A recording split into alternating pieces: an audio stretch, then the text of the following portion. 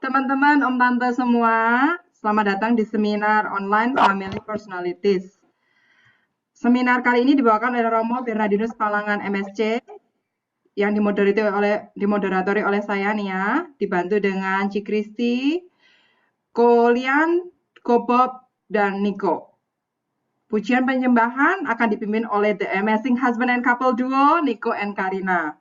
Bagi yang belum kenal dengan Romo Dinus tadi udah bilang kan dia berasal dari Sulawesi Selatan, dari Toraja. Lantai Pao tepatnya. Beliau ditasbihkan tahun 2015 yang lalu, pernah ditugaskan di Jawa Tengah, Vietnam, Jakarta, dan sekarang jadi pastor pembantu di Bangkai Laut. Bagi yang teman-teman nanti ini setelah dengerin Romo, sudah kenal Romo, mau dengerin pengajaran-pengajaran beliau sebenarnya ada renungan-renungan harian singkat nih di YouTube-nya MSC TV Indonesia. Jadi kalau mau nonton nanti mau dengerin Romo boleh ke situ setelah acara ini. Nah, sekarang kita tunjukin dulu tadi susunan acaranya buat hari ini. Yang pertama kan ini ada welcome introduction, nanti akan ada praise and worship dan doa pembukaan. Kemudian acara utama kita adalah seminar. Nanti akan ada setelah seminar akan ada break sekitar 3-5 menit. Kembali lagi dengan lagu pengantar, terus dilanjutkan dengan sharing dan tanya jawab. Setelah itu pengumuman dan doa penutup. Semoga kita selesai sebelum jam 10. Kalau enggak terlalu heboh nanti ya sharingnya. Demikian susunan acara. Sekarang boleh Niko tolong take control buat praise and worship-nya. Thank you.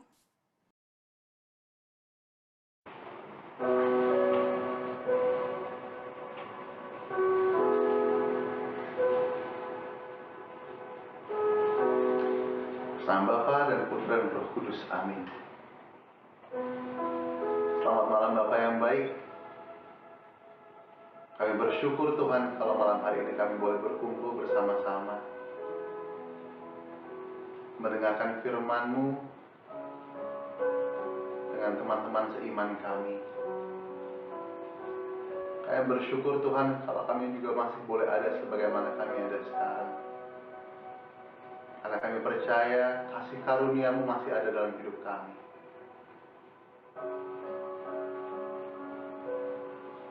Bapa, malam hari ini kerinduan kami hanya satu, memuji dan menyembah Engkau. Kami mau masuk ke dalam hadirat-Mu, kami mau rasakan kasih-Mu dan hangatnya pelukan-Mu Tuhan. Dan biar kami boleh memandang Engkau malam hari ini. Oleh sebab itu kami mau naikkan satu pujian ini untuk Engkau Tuhan. Menikmati kasih-Mu, berada erat dalam pelukan Tuhan.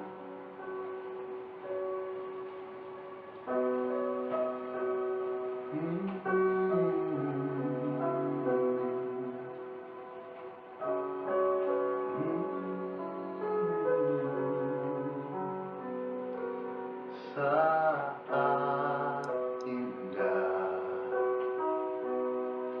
ku berhadapan denganmu, memandang wajah-Mu, Yesus kekasih jiwaku.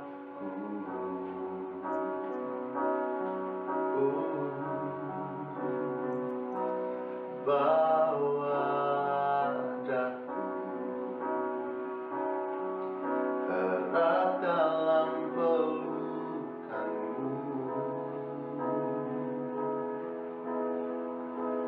menikmati kasih dan indahnya hadirat-Mu.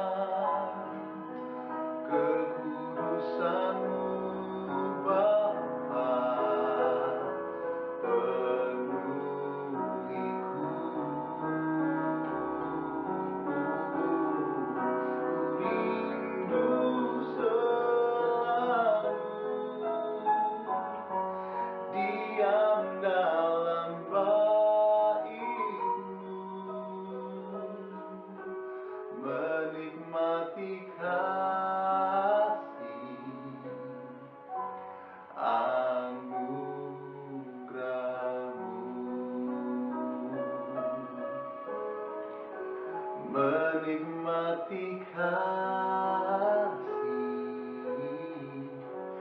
anugerah-Mu.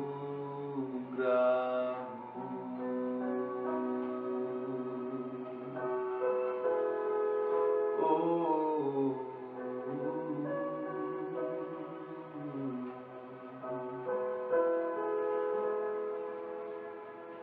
terima kasih Tuhan, kami siap untuk mendengarkan firman-Mu malam hari ini.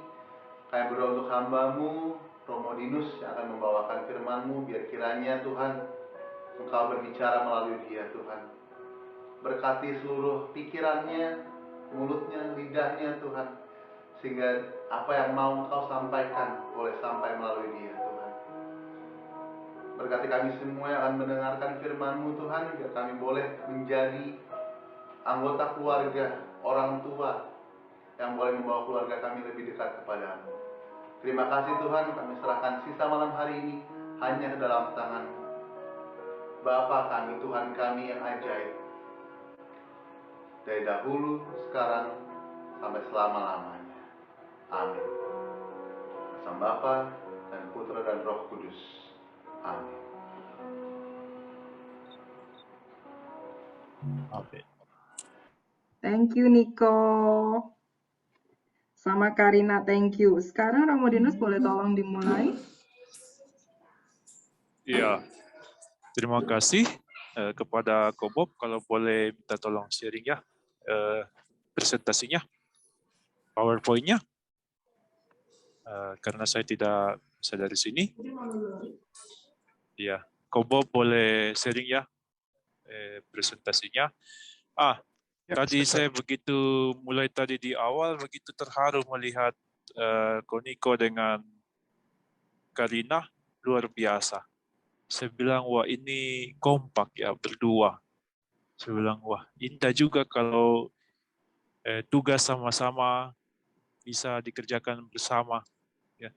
Dan nanti ada hubungannya. Kita akan berbicara tentang kepribadian keluarga.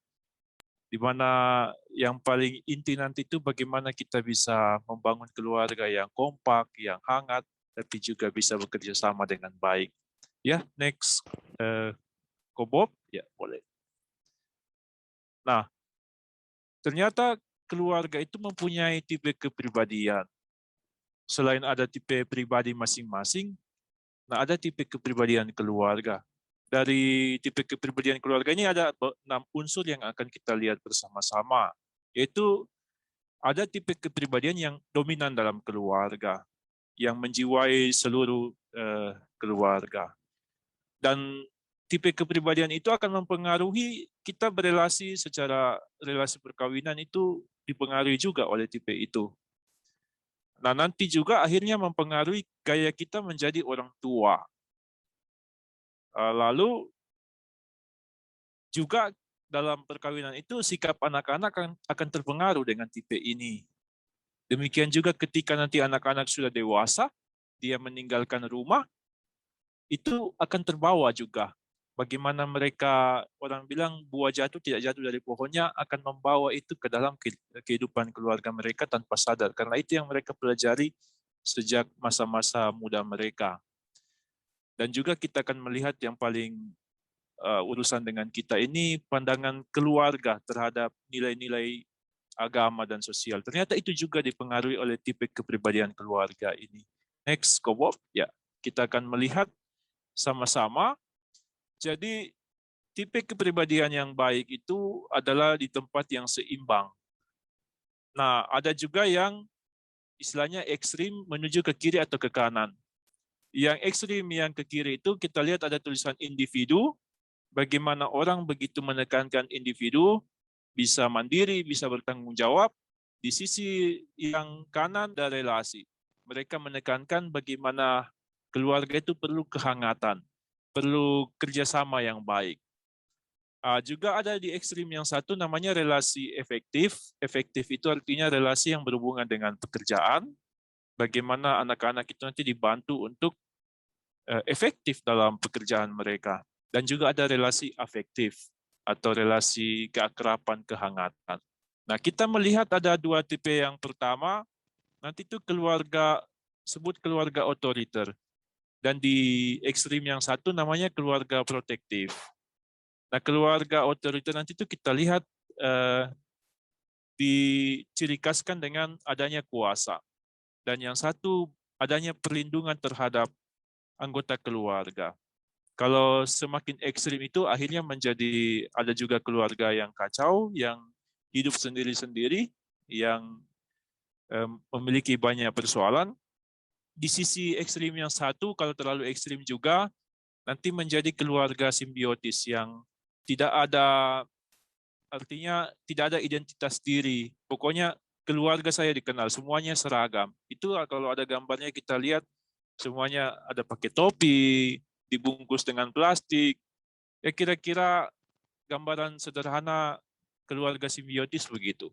Dan kita akan dari ekstrim-ekstrim kita itu akan bergerak menuju keluarga seimbang.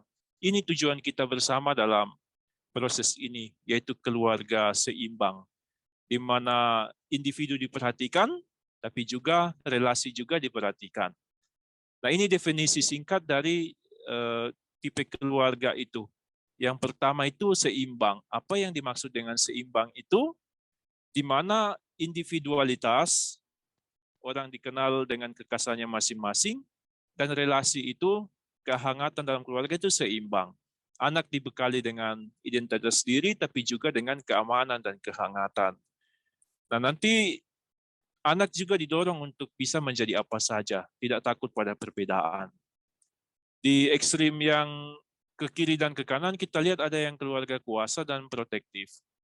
Kalau yang kuasa itu kecenderungan untuk tidak peka pada hubungan kehangatan. Biasanya orang tua itu sedikit otoriter, memaksakan kekuasaan. Anak tidak merasa terlindungi secara afeksi, tapi dia mandiri. Ya, dia bisa bekerja dengan baik. Sementara yang diprotektif, ada anak merasa dilindungi. Namun karena orang tua kadang-kadang berbuat terlalu banyak, anak tidak dibiarkan mengembangkan rasa percaya diri. Biasanya orang tua yang menangani banyak hal untuk anak ini. Nah, nanti juga ada yang kalau terlalu ekstrim ke kiri kanan, ada keluarga kacau dan simbiotik. Tapi nanti kita lihat secara sekilas itu karena saya pikir kebanyakan dari kita itu belum sampai ke situ. Kita ada di bagian kuasa dan protektif dan mengarah ke keseimbangan. Ya. Mari kita lanjut ke slide berikut. Ya, kita akan memulai tipe pertama itu keluarga otoriter. Bagaimana cirinya kita lihat. Ya, keluarga otoriter ini dia punya harapan yang besar terhadap anggota-anggotanya. Dia misalnya keluarga ini, orang tuanya ini sudah menegaskan anak ini harus begini, begini, begini. Dan salah satu orang tua biasa itu menjadi bos, apakah bapak atau ibu. Yang lain itu jadi asisten. Yang satu itu biasanya harus dituruti sebagai bos. Nah, relasi satu sama lain itu kebanyakan itu berhubungan dengan aturan. Pekerjaan, tugas dengan prestasi. Masing-masing orang harus buat tugasnya di rumah, dan juga tanggung jawabnya di sekolah dan di mana di tempat pekerjaan. Nah, ini biasanya keluarga otoriter itu kegagalan susah diterima. Dan kadang-kadang karena orang itu tidak berani gagal, tugas harus sempurna, makanya kadang-kadang relasi juga renggang karena saling menyalahkan dalam kegagalan. Nah, dalam keluarga otoriter itu perintah lebih banyak daripada pujian. Ya. Ada sedikit kekakuan untuk memuji ya. Lebih banyak, tugasmu bagaimana, selesai atau tidak. Lalu ada juga anak dikontrol ketat dan merasa mendapat perhatian sedikit dari orang tua. Ada juga reaksi yang lebih terhadap kritik. Kalau orang dari keluarga otoriter ini dikritik, biasanya akan mengeluh atau meninggalkan. Begitu. Ya, next. Nah, dari keluarga otoriter ini, biasanya kalau bekerja dengan sendirian itu dia hebat. Kalau bekerja sendiri atau dengan tim kecil, dia sangat hebat. Kalau dilibatkan dalam banyak orang, dia akan sulit. Kenapa? Karena harus saling mengatur. Dan dia tidak mau diatur. Dia yang maksudnya mengatur gitu ya. Dan yang berikut menekankan kekuasaan dan kemandirian daripada relasi antar pribadi. Sebelum kita lanjut, saya ingin mengajak kita semua untuk melihat diri sebagai pertama itu orang tua. Apakah saya sebagai orang tua ada hal ini dalam diri saya? Atau juga saya dulu waktu sebagai anak, saya merasakan ini dari orang tua saya. Dan demikian juga nanti saya sebagai orang tua, jangan sampai saya membuat ini ke anak saya. Apakah saya memperlakukan anak saya seperti itu? Ya, ya kita lanjut ke slide berikut tentang lawan dari keluarga otoriter itu ya keluarga yang protektif. Ya, kalau keluarga protektif itu merasa saling memiliki satu sama lain. Kalau yang otoriter tadi, ya tanggung jawab masing-masing harus dibuat begitu. Kalau ini saling memiliki. Nah, di keluarga protektif itu kadang-kadang kita tidak bisa mempertahankan perasaan dan pendapat yang benar karena istilahnya karena saya mau ikut saja, ikut seragam, saya punya pandangan tapi ragu untuk memperlihatkan jangan-jangan ini bisa menyakiti keluarga atau jangan-jangan saya jadi tidak sama dengan keluarga tidak diterima. Ya. Nah, anggota keluarga protektif itu meninggalkan topik-topik yang membuat ketegangan kontroversi. Kalau keluarga otoriter, mereka kalau berdebat bisa sampai panas, sampai harus mengatakan ini. Tapi kalau keluarga ini, kalau tensi sudah mulai naik, kita turun saja. Tapi mereka menyimpan dalam perasaannya. Ya, itu keluarga protektif. Nah, mereka itu mengutamakan keharmonisan yang tampak di luar. Maka ketidakcocokan itu mereka hindari. Ada juga yang orang tua memiliki otoritas sebenarnya, namun agak jarang menggunakannya. Nanti saya jelaskan tentang gambar yang di tengah-tengah itu. Garis itu sebenarnya garis batas antara orang tua dan anak. Kalau kita lihat ada salah satu orang tua, ibu, atau nanti bapak, dia turun di bawah garis itu. Dia sedikit, sebenarnya otoritasnya ada, tapi kadang-kadang dia terpengaruh dengan suara anak. Nah, ini biasanya bersifat demokratis, dibicarakan bersama kalau ada apa-apa, tapi kadang dipengaruhi oleh suara anak-anak. Misalnya kalau ada anak-anak yang mengalami persoalan, akhirnya bapak ibunya mengalah demi anak-anak. Ya. Padahal sebenarnya yang bagus tetap otoritas itu perlu. Bapak ibu punya otoritas, anak-anak dibiarkan untuk tumbuh mandiri. Ya, lanjut. Ya, salah satu atau kedua orang tua mempunyai komitmen penuh terhadap anak. Biasanya keluarga ini saya temukan dalam pengalaman saya, tidak bisa kalau diajak kehidupan menggereja sama-sama atau perkumpulan keluarga, jarang-jarang itu sama-sama. Biasanya satu mengalah, ya mamanya lagi jaga anak-anak di rumah. Atau akhirnya kalau memang pergi sama-sama semua, bapak ibu dan anak. Ya. Nah, kesetiaan dan mengikuti tradisi bersama keluarga adalah yang utama. Bagi mereka ini mengikuti tradisi itu apa yang kita sudah rencanakan sama-sama, ada tradisi cengbeng misalnya harus sama-sama. Nah, biasanya kalau ada keluarga lain yang masuk dalam keluarga ini, kalau tidak mengikuti tradisi itu seperti dipandang ini enggak mengikuti, enggak aneh jalan sendiri begitu. Ya. Kira-kira sampai sini ada yang merasa sepertinya di dalam keluarga saya ada ini ya. Saya kalau terus terang, saya berasal dari keluarga yang sempat tadi, keluarga kuasa. Itu akar dari tempat saya. Ada arah ke ekstrim ke situ. Makanya saya sedikit bisa bertanggung jawab mandiri, tapi juga sekarang mau mengembangkan bagaimana berelasi dengan baik. Makanya masuk MSC supaya spiritualitas hati. Bukan cuma pikiran, tapi mengembangkan hati juga, mencintai orang lain. Ya, sekarang kita lanjut. Kita lihat perbandingan antara keluarga otoriter dan protektif. Kita buka, terutama dalam hal relasi perkawinan. Nah, tadi gambar yang keluarga kuasa, yang otoriter itu di bawah, ada garis batas di atas bapak ibunya, anak-anak itu di bawah. ada otoritas yang tidak boleh diganggu gugat. Ya. Nah, dalam relasi perkawinan ini tugas-tugas pokoknya itu berdua itu sangat cakap.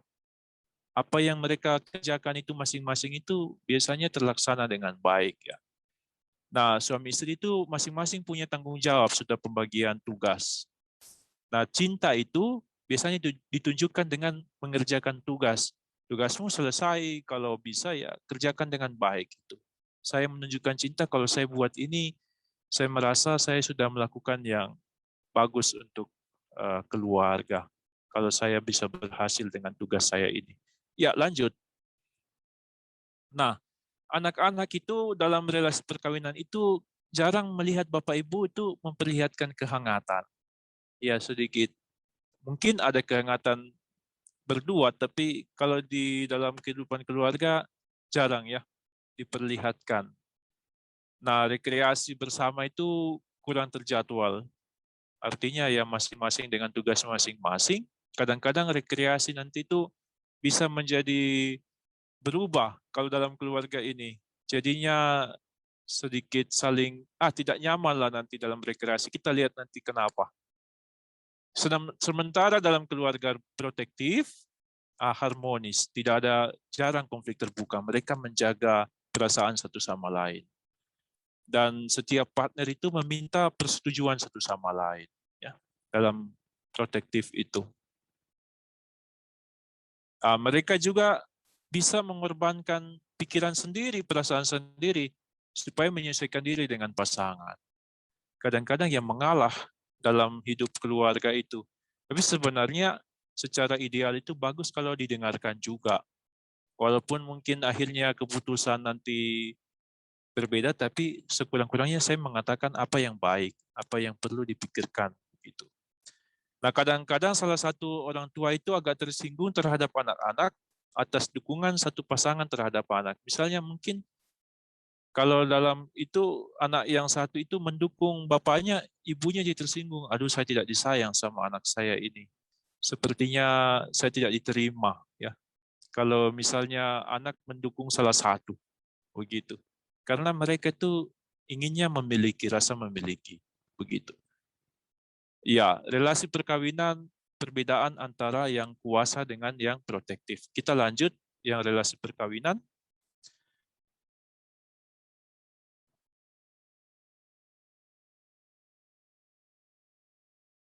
Ya, dalam relasi perkawinan keluarga otoriter itu konflik fisik itu kadang-kadang tidak ada.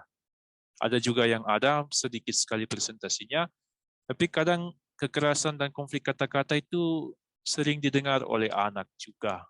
Ya. Biasanya saling berdebat itu keras itu, kalau dalam keluarga ini bisa kedengaran oleh anak. Ya. Yang berikut dari relasi perkawinan ini, kadang satu sedang free tapi kurang mau kerjasama atau mengorbankan diri. Artinya ya tugas saya sudah selesai, tugas kamu kerjakan. Begitu. Ini otoriter ya.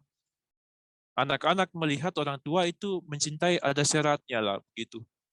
Ya maksudnya syarat yang dimaksud itu ya kalau boleh ya bikin tugasmu dengan baik. Itu yang dilihat oleh anak-anak kadang-kadang dari kehidupan ini. Nah, pertentangan-pertentangan biasanya berhubungan dengan konflik yang sama.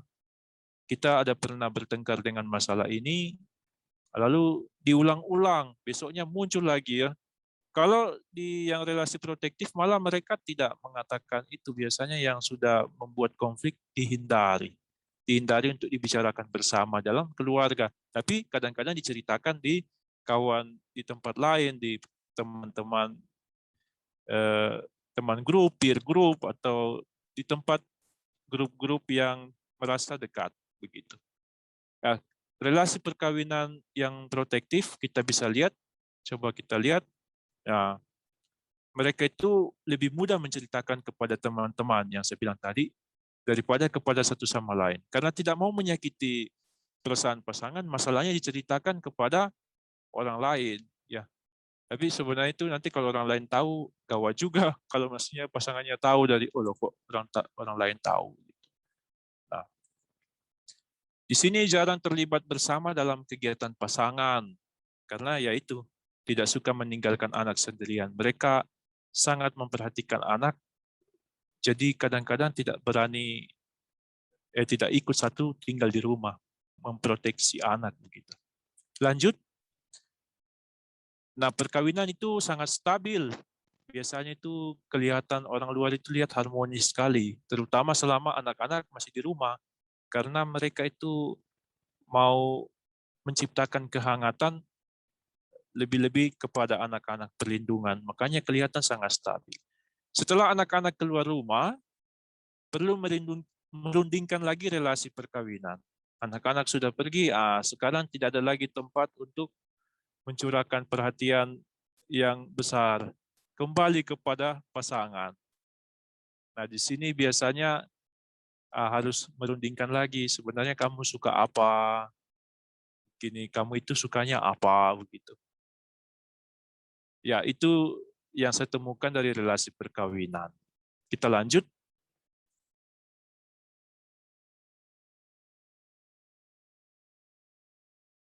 Maaf ada gangguan di saya ya. Saya coba lihat di diagram. Nah, dalam relasi perkawinan itu ada diagram. Nah, diagramnya itu kita lihat pertama itu dalam relasi perkawinan, saya lihat dari bawah ya. Jadi kita sebenarnya dari bawah itu menuju ke atas, ke yang ideal. Ada yang dalam keluarga sangat kacau itu atau simbiotis, ada kepura-puraan. Dalam arti kehangatan satu sama lain itu suami istri itu tidak kelihatan lagi sebenarnya. Tinggal serumah tapi tidak hangat satu sama lain. Tidak ada lagi hubungan romantis. Nah, di atas naik sedikit ya ada kehangatan. Tapi ada satu yang biasanya salah satu atau berdua pasangan itu artinya menjadi kekanak-kanakan. Yang di sisi yang sebelah ini kalau dikritik susah, saling berdebat, harus didengarkan perkataannya. Kalau yang di ekstrim kanan itu, mereka itu kekanak-kanakannya dalam bentuk dia merasa cemburu, merasa pokoknya itu merasa tidak disayang, merasa kurang percaya diri untuk disayang begitu. Tapi kita akan naik, merubah itu menuju ke hal yang positif, ke atas, coba ke atas lagi, ke diagram ke atas, next. Ya, ada juga mulai ini keluarga maco. Maco itu ada yang dominan, otoritas, mandiri. Yang satu, oke lah dia masih bisa mengalah. Nah, yang berikut itu di sebelah ekstrim yang satu ada pembantu terbantu. Yang satu itu merasa dia sangat dibantu oleh pasangannya. Di satu sisi, yang satu itu seperti sangat membantu.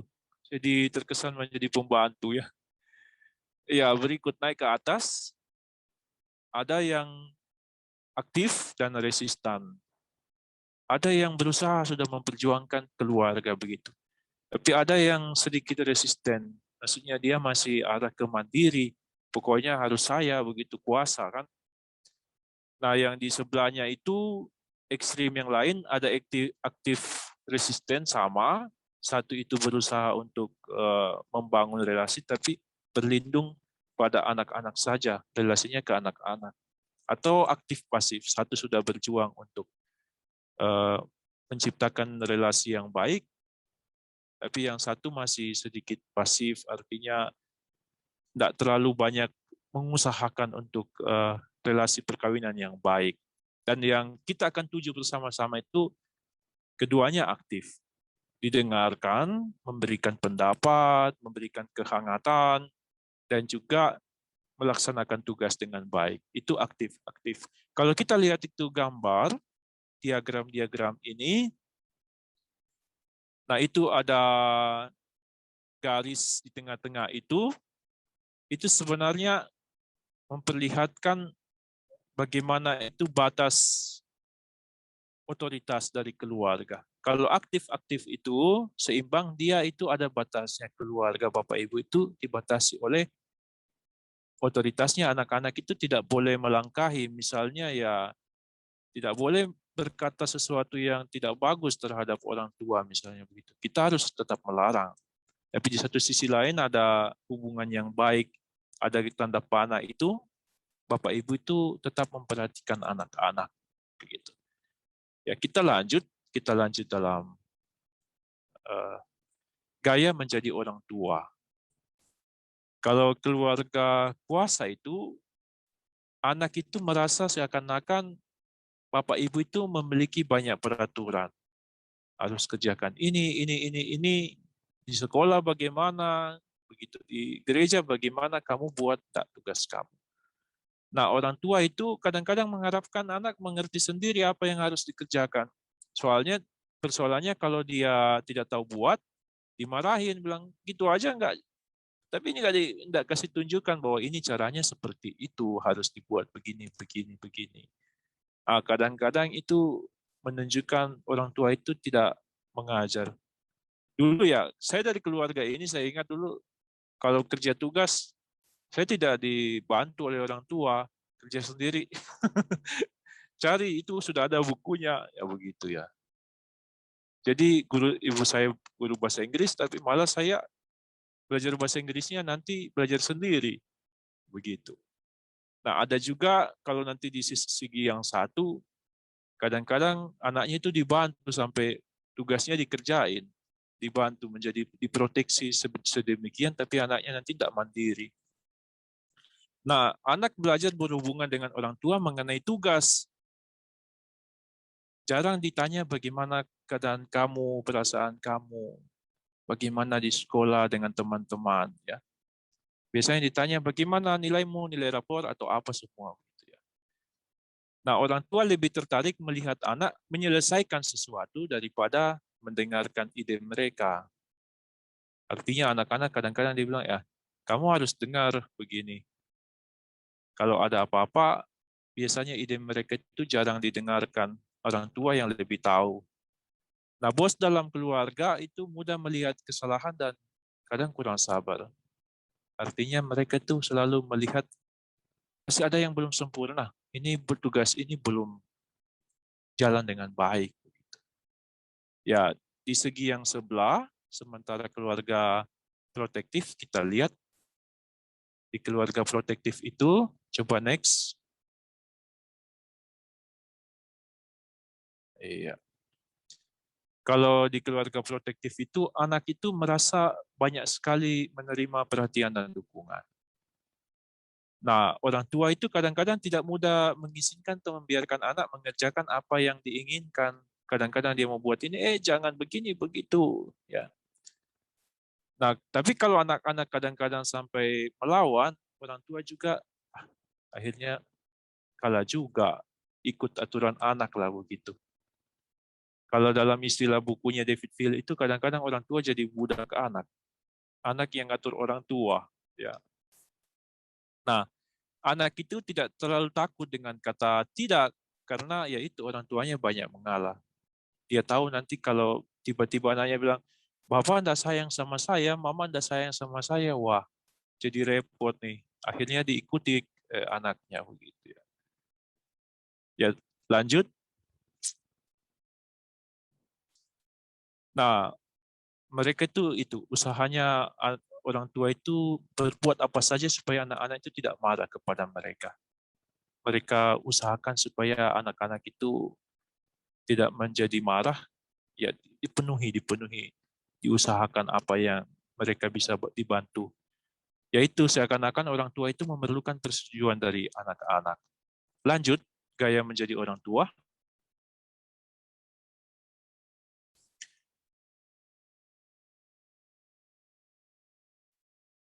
Ya, kalau yang di keluarga kuasa itu, orang tua itu kadang mudah memberikan kritikan.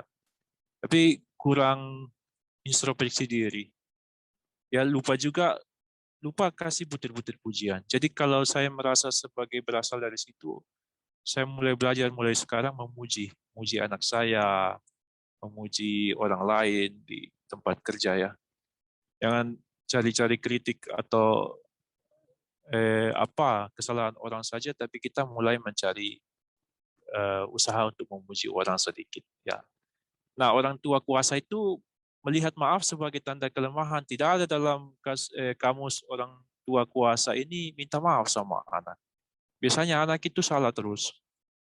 Kalaupun salah ya pelan-pelan dirubah, tapi dia tidak akan melihatkan bahwa dia ini yang salah. Nah, ini rekreasi keluarga yang menyenangkan bisa jadi tidak terlalu menyenangkan. Kenapa? Karena kadang-kadang setelah rekreasi, tiba-tiba ada satu anak yang tidak berbuat sesuai dengan ide-ide kita dalam rekreasi ini, akhirnya jadi tidak menyenangkan biasanya. Ya, makanya rekreasi keluarga ini jaranglah seperti itu. Lanjut.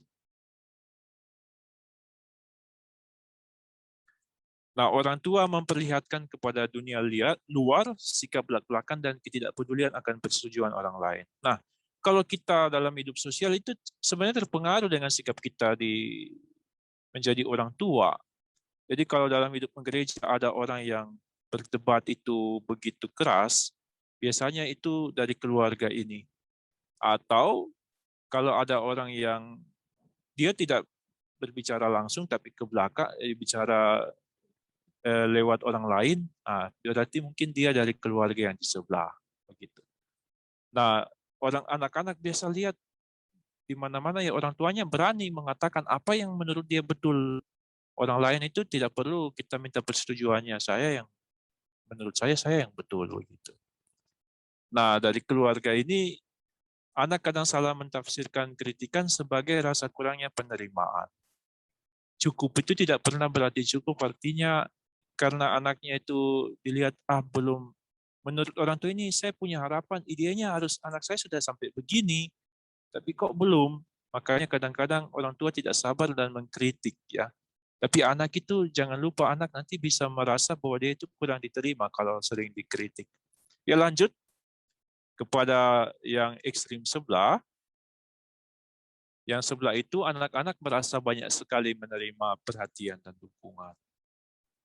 Nah, biasanya orang tua tidak mudah mengizinkan atau biarkan anak itu mengerjakan apa yang diinginkan. Tadi maaf, saya sudah double ini di sini ya. Ya, kita lanjut ke next.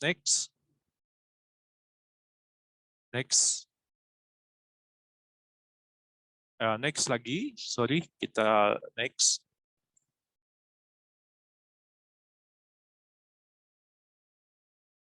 Iya, kita melihat sikap, kalau tadi orang tua bagaimana, sikap anak dalam keluarga.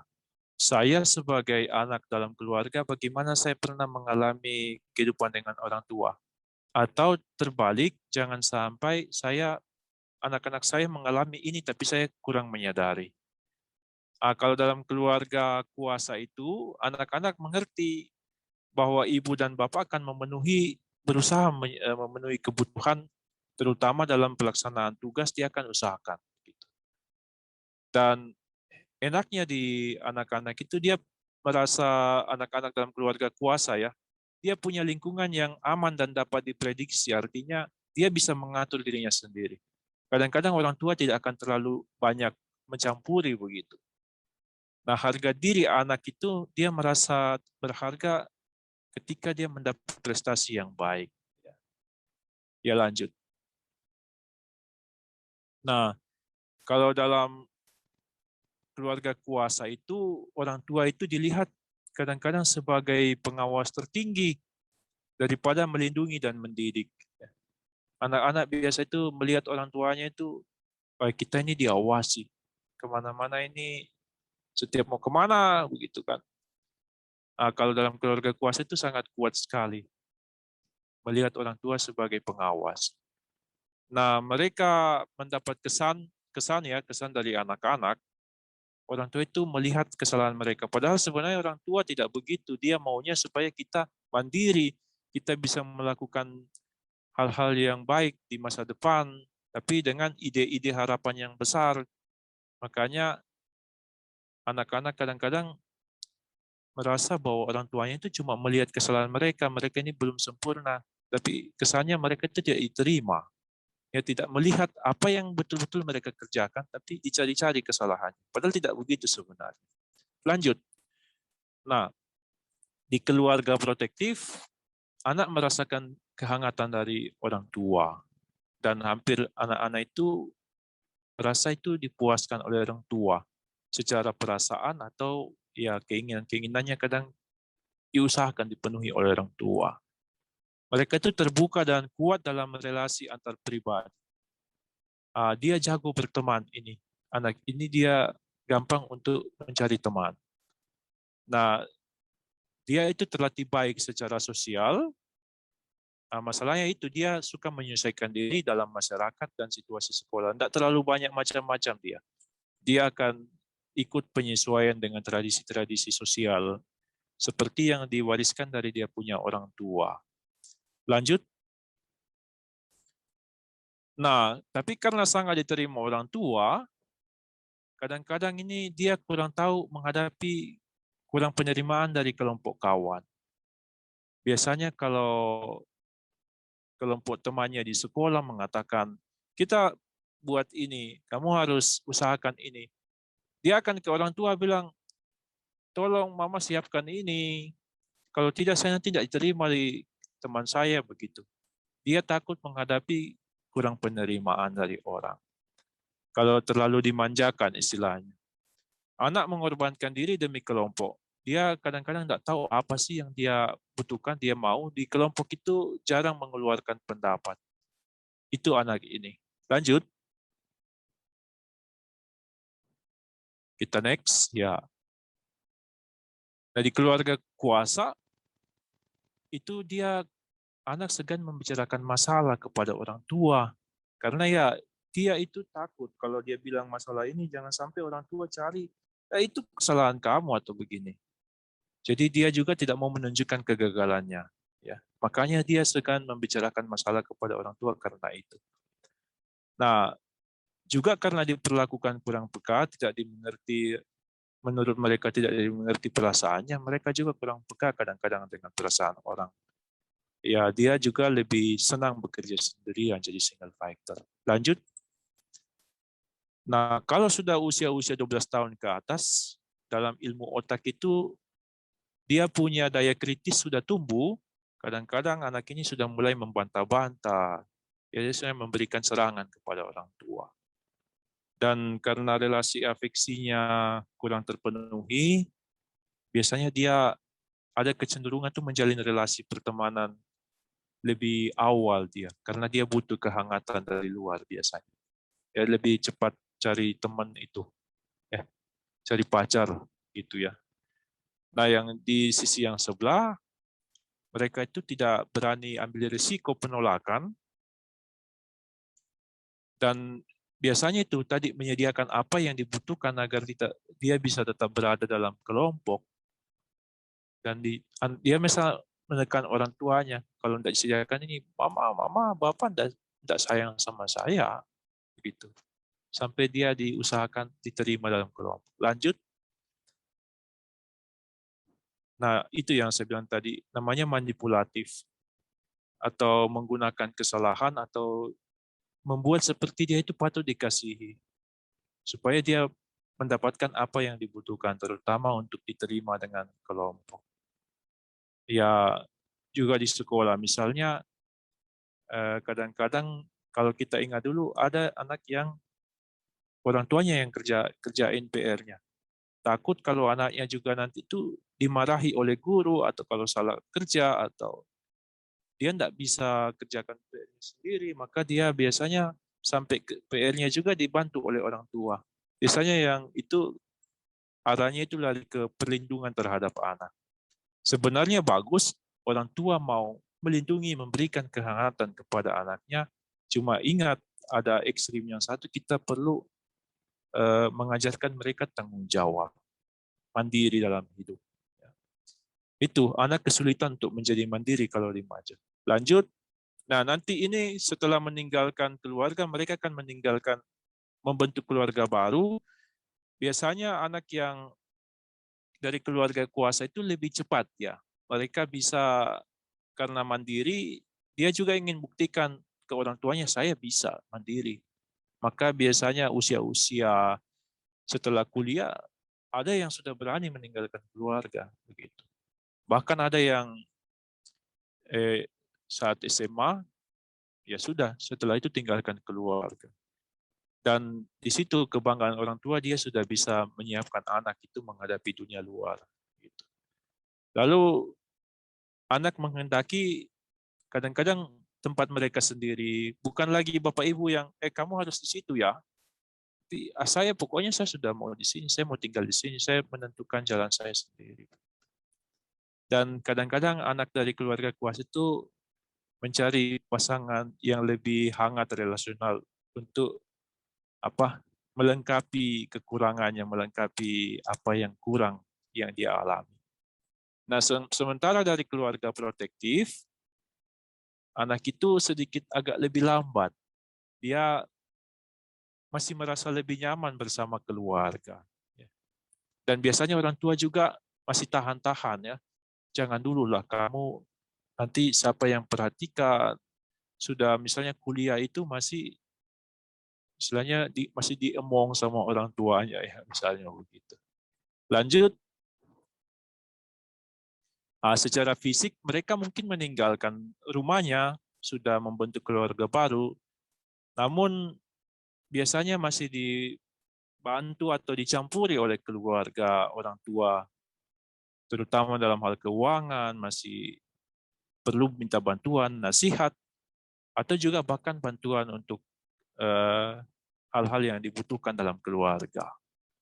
Dan meskipun sudah membentuk keluarga baru, masih ada kadang-kadang itu kalau dia duduk, bagaimana orang tua saya ya?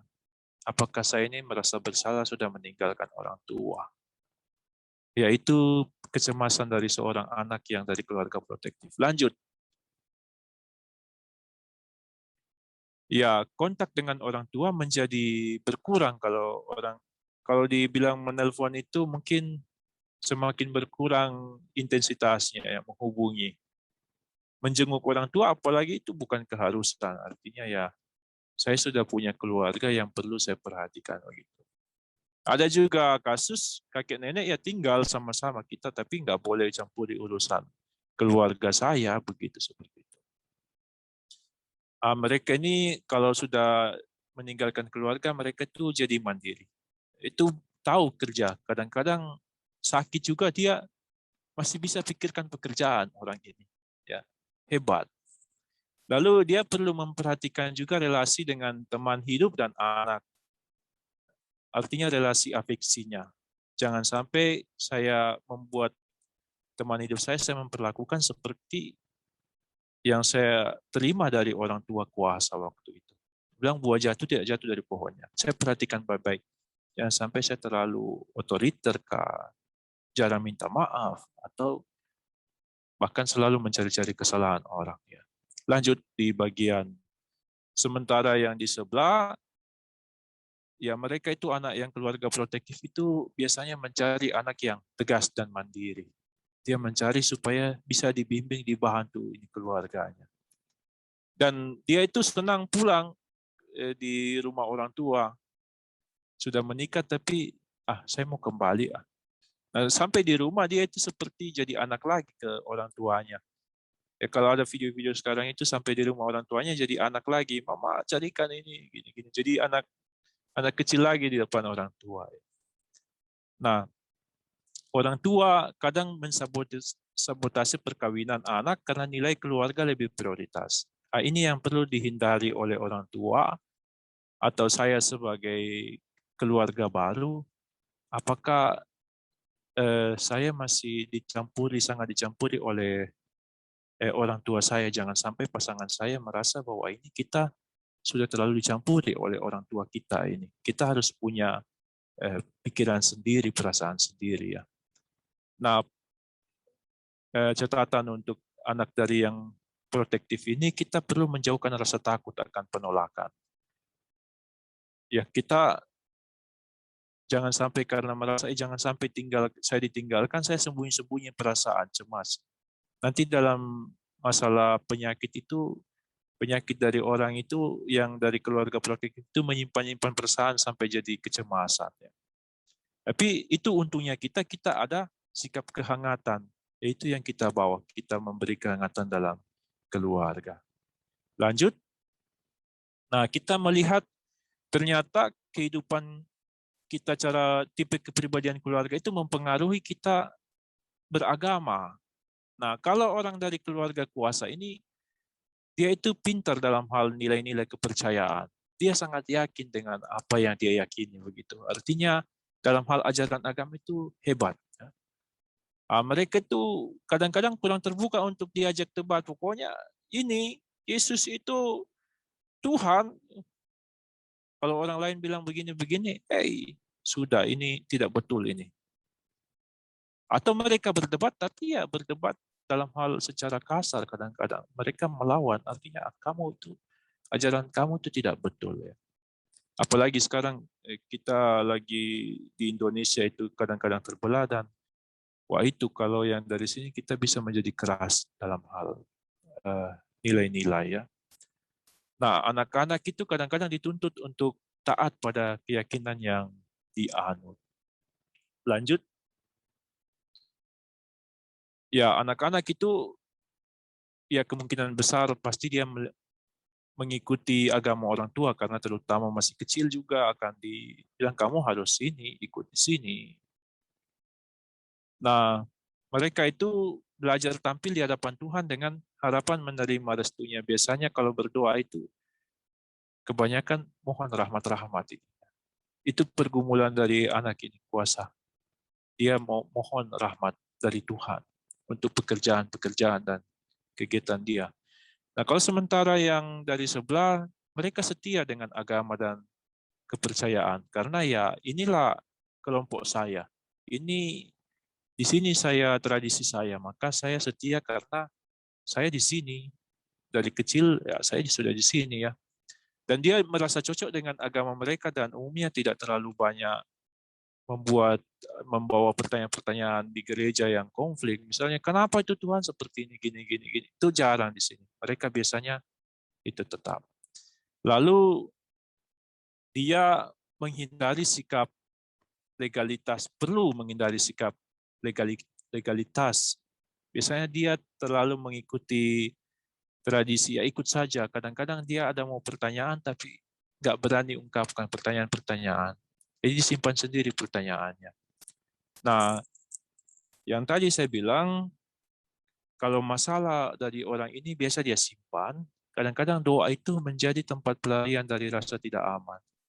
Boleh berdoa, tapi kita juga keluar untuk mencoba mencari penyelesaian masalah bersama-sama. Lanjut.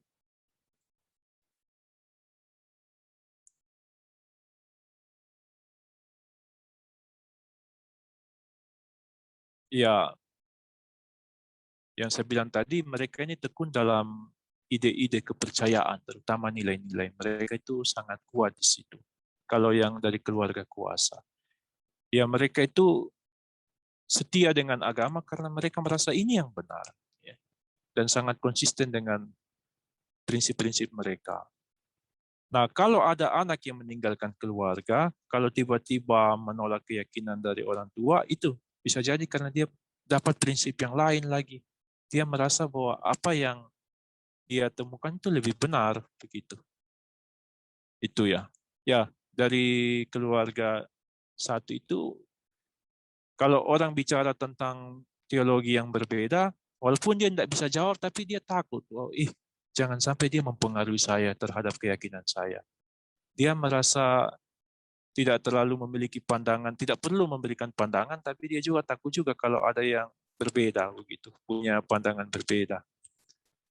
Nah, yang itu yang perlu dihati-hati kalau anak meninggalkan keluarga, jangan sampai dia pindah itu karena ya saya takut ditolak sama calon saya, maka saya ikut keyakinan dari dia saja, begitu. Ya jangan sampai ya. Lanjut. Ya, sementara kita sudah selesaikan tadi keluarga protektif dan kuasa, kita lihat ini ada keluarga kacau dan simbiotis ya. Ya, ini sekilas saja karena saya pikir tidak terlalu banyak. Biasanya kita di arah di protektif dan kuasa. Iya. Nah, kalau yang keluarga yang ekstrim terlalu mandiri itu kadang-kadang ada konflik, problem, dan semakin tidak peka dengan terlalu individual begitulah. Ada rasa tidak aman secara fisik, emosional, dan spiritual karena yang ditemukan itu kritik, problem, masalah, perdebatan. Ya. Lalu yang ada relasi perkawinan itu yang dipenuhi pertengkaran. Kadang-kadang ini dari keluarga ini yang paling banyak bilang kata cerai di sini. Kita cerai saja, habis itu besok mungkin ya sama-sama lagi. Ya, karena ya perdebatan begitu keras ya. Tapi itu mungkin di sini yang hadir di sini tidak sampai di situ. Ibu dan ayah itu habiskan waktu masing-masing, anak dibiarkan, atau kadang-kadang juga dikasih intimidasi, dicela, disindir. Ya. Nah, kadang-kadang tindakan mendisiplinkan anak itu bukan untuk supaya dia menjadi baik, dikoreksi, itu tidak betul, tapi seperti dimatikan, artinya potensinya itu bahwa kamu salah sampai hukumannya kadang-kadang tidak melihat bahwa dia punya potensi, tapi lebih anak-anak merasa dihukum sebenarnya. Ya lanjut, sementara yang ekstrim kanan, mereka itu tidak mendorong anak untuk menjadi dirinya sendiri, yaitu terlalu posesif terhadap anak dan terlalu melibatkan diri. Semua dilakukan oleh orang tua. Misalnya sudah usia dia harus mencuci piring, atau mengikat tali sepatu sendiri, tapi masih dikerjakan oleh orang tua. Nah, di situ tidak ada individualitas, anak-anak itu menjadi sangat bergantung pada orang tua. Semuanya orang tua yang kerjakan. Ya. Relasi perkawinan ini secara lahiriah baik sebenarnya. Mereka itu menghindari konflik. Namun kadang-kadang kalau tidak tanpa sadar dia mengeluh, salah satu itu sebenarnya mengeluh tentang kelemahan pasangannya, tapi tidak dibicarakan di keluarga. Biasanya ke tempat lain di keluarga besar atau di kawan-kawan seperjuangan dulu waktu masih SMP atau SMA. Lanjut. Nah, kalau keluarga yang ekstrim sekali satu itu, mereka itu perhatian ke anak itu luar biasa besar. Sementara ke suami istri itu tidak. Padahal ada batas otoritas tadi, suami istri itu ada kehidupan sendiri juga. Dan anak-anak itu tidak boleh melewati batas itu. Kadang-kadang ada yang terlalu memperhatikan anak sampai lupa dengan suami atau istrinya. Anak-anak itu dimanipulasi untuk menyayangi orang tua dan melaksanakan keinginan orang tua. Misalnya, orang tuanya suka anak ini pakai baju merah sebenarnya. Dia bilang, coba kamu pakai mana yang kamu suka dari dua baju ini. Bilang, oh saya suka baju pink ini. Tapi dia bilang, ya ini bagus. Tapi coba kamu pakai juga yang merah. Ini kayaknya juga bagus, cocok seperti itu. Jadi mereka menggunakan kata yang tidak menyakiti, tapi sebenarnya memaksakan bahwa dia sebenarnya anak itu harus mengikuti baju merah gitu. Ya lanjut, itu yang ekstrim sekali ya ekstrim. Lanjut.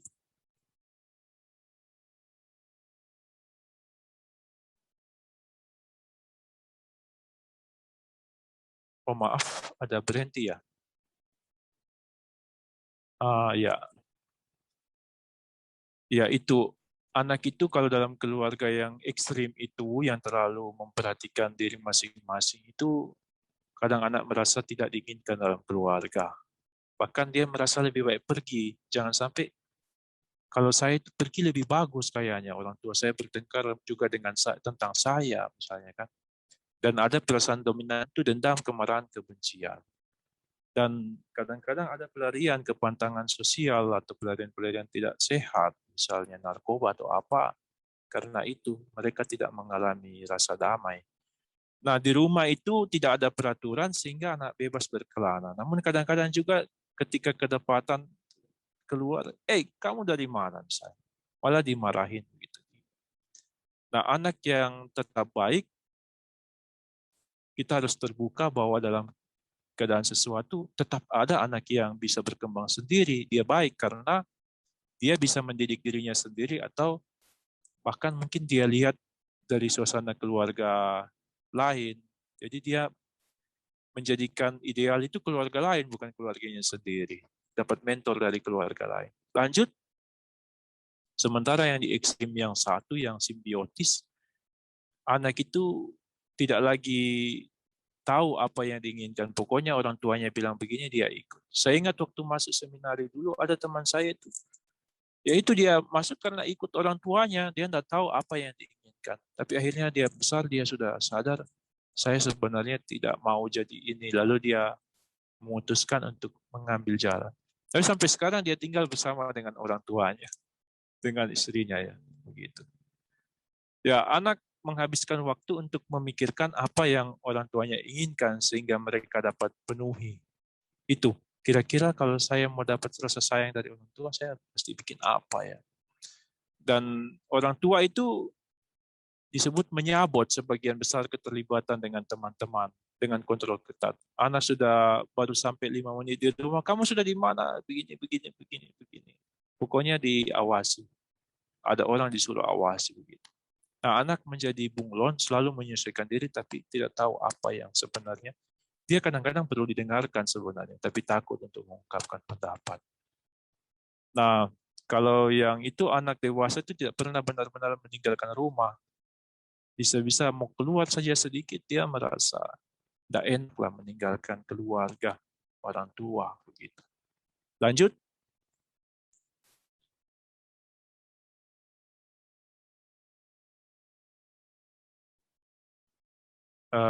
Minta maaf lagi berapa jam ya? Mungkin sekitar sudah lewat ya. Boleh Romo, lanjutkan. 15 menit lagi ya, Ya, supaya boleh, sejam ya. lanjutkan saja. Iya, kita lihat diagram tipe keluarga ini. Pertama kita lihat di relasi, ada kalau keluarga kuasa itu dia kebutuhan dirinya yang lebih utama daripada relasi kehangatan. Sementara protektif lain lagi, dia bersama-sama itu lebih penting daripada saya punya kebutuhan diri, apa yang harus saya katakan itu kadang-kadang di bagian bawah itu dia tidak yakin akan pikiran sendiri. Sementara yang kuasa itu mungkin saya lebih benar. Saya berpikir, kalau diseimbang dia berpikir, tapi juga saya mendengarkan orang lain berpikir begitu. Jadi saya juga bisa berpikir, mengeluarkan pendapat. Ya. Kalau masalah harga diri, biasanya orang seimbang itu harga dirinya real, ya, real self image. Kalau yang kuasa itu agak rendah diri. Kadang-kadang dia merasa itu tidak cukup, kurang, selalu ada yang kurang dari apa yang sudah dia buat karena sudah sering dikritik. Sementara yang protektif, dia begitu bergantung sama orang tua. Dia merasa orang tua harus ada. Kalau tidak ada, ya saya juga itu seperti kehilangan, harus meminta pendapat dari orang tua. Nah, kalau kondisi psikologis, biasanya itu kalau dari keluarga kuasa itu mereka itu kalau di sekolah itu berani menentang, sangat berani menentang. Sementara kalau di protektif itu dia menyimpan sendiri. Jadi menimbulkan kecemasan. Lanjut.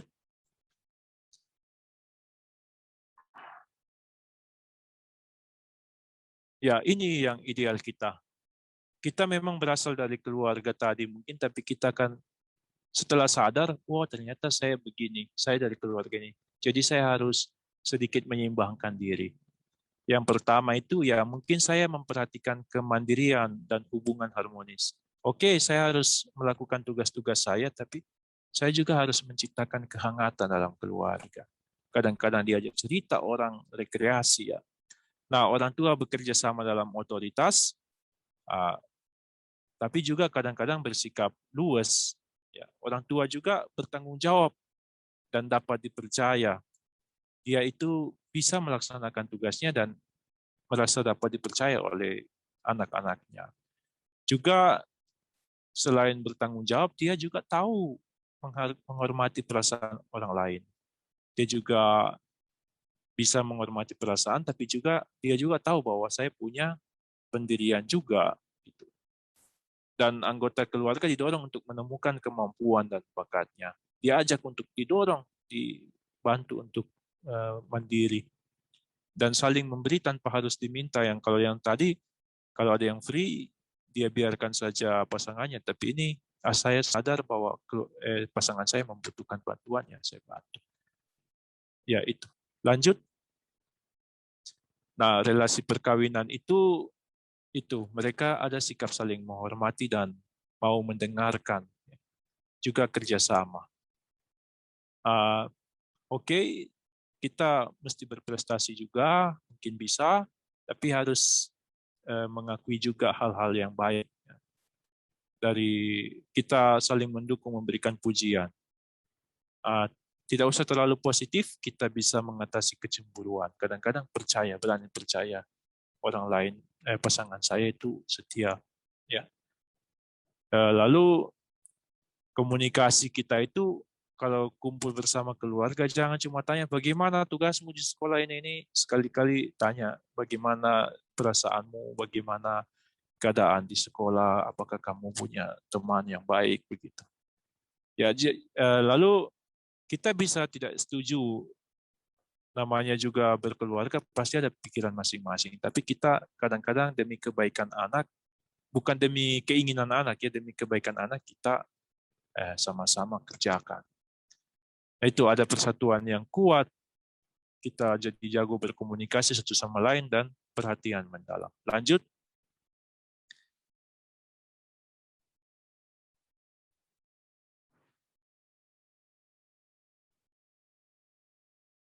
Nah, ini gaya menjadi orang tua. Orang tua bekerja dalam koordinasi. Dan juga kompak. Struktur keluarga itu jelas. Anak-anak tahu itu orang tua. Jadi mereka juga kadang-kadang ada anak yang kalau tidak dipenuhi kebutuhan dari bapaknya, dia lari ke mamanya. Mamanya sampai marahi suaminya, suaminya malah tidak kompak kelihatan. Makanya anak-anak itu pintar untuk mengadu orang tua. Tapi kalau dalam keluarga ideal, kadang-kadang tidak takut, tidak disetujui oleh anak-anaknya. Yang penting saya merasa bahwa ini perlu untuk anak saya. Kadang-kadang kita tidak apa-apa lah tidak disayang oleh anak untuk, maksudnya karena tidak memberikan hal yang tidak terlalu butuh untuk mereka begitu. Lalu yaitu mereka bisa mengembangkan kekuatan anak dan juga memperlihatkan, oh ini kamu perlu perhatikan yang ini, yang perlu dikembangkan. Lalu dia juga proaktif membantu.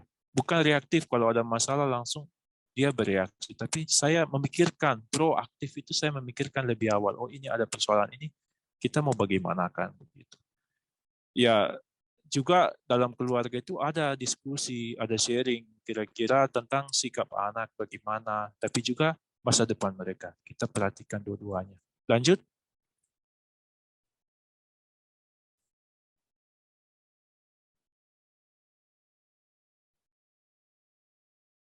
Nah, sikap anak itu di dalam keluarga seimbang itu dia merasa aman dan terlindungi. Tapi juga bakatnya itu merasa dikembangkan, minat bakatnya untuk masa depan. Ya, kalau ada masalah itu dibantu diatasi sama-sama, jadi dia tidak akan mengalami terlalu banyak merasa berjuang sendirian. Jadi juga kalau dia dikumpulkan, kalau ada masalah, dia itu dibantu untuk keluar dari masalahnya, bukan seperti dia diserang, ditekan, atau dihukum. Tapi dia dibantu untuk semakin bangkit menghadapi masalahnya. Lanjut.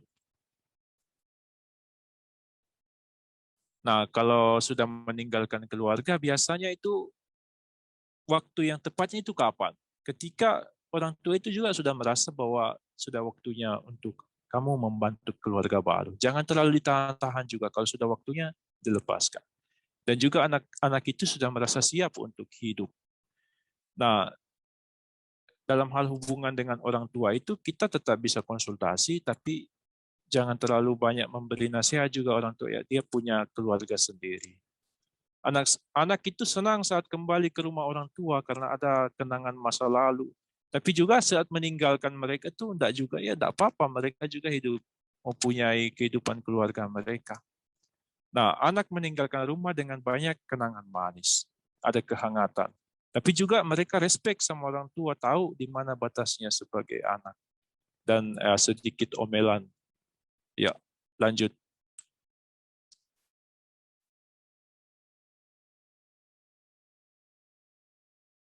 Ya, itu ada tentang agama, bagaimana keluarga seimbang hidup beragama ini. Oke, bisa punya perbedaan pendapat. Tiba-tiba anak saya bilang, saya tidak percaya sama Tuhan.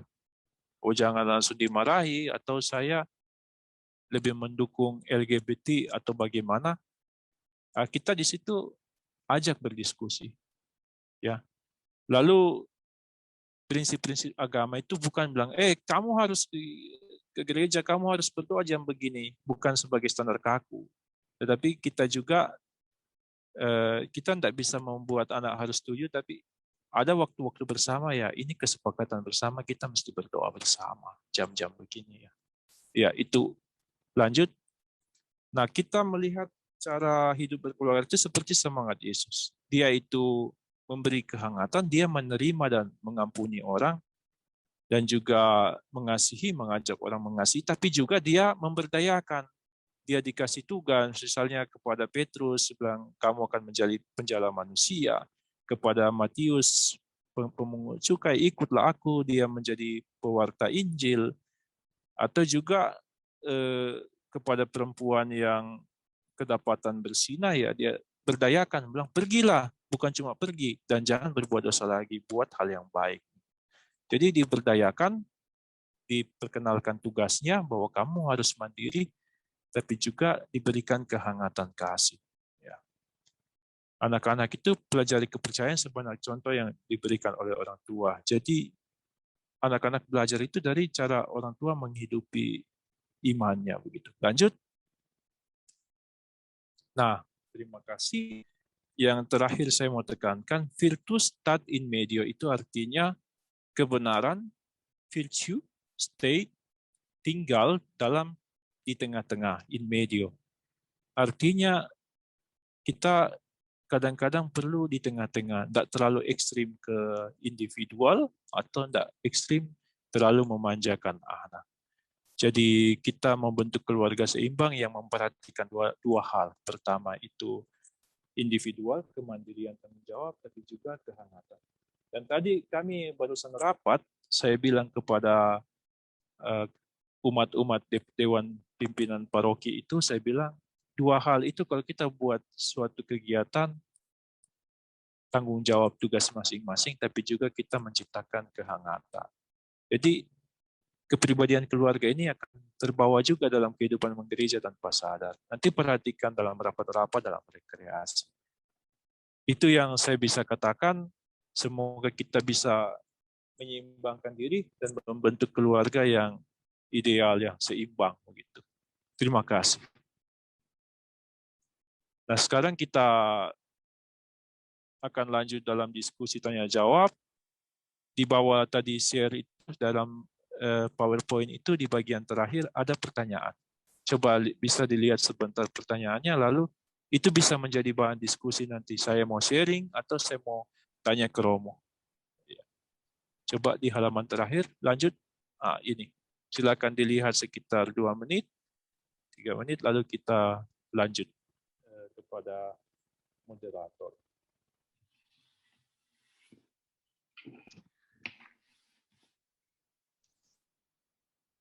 Atau Nia, ini saya ditampilkan aja, jadi sekalian break, sekalian bisa Ya. dibaca untuk renungan untuk masuk Betul. ke tanya jawabnya ya. Iya, betul. Kita Betul. sekarang break dulu 3-5 menit.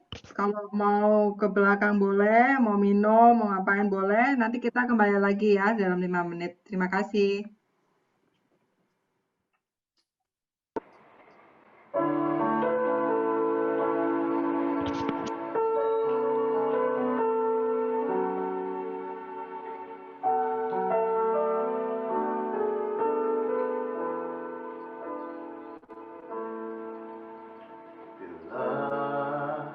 Ku buka mataku dan melihat wajahmu,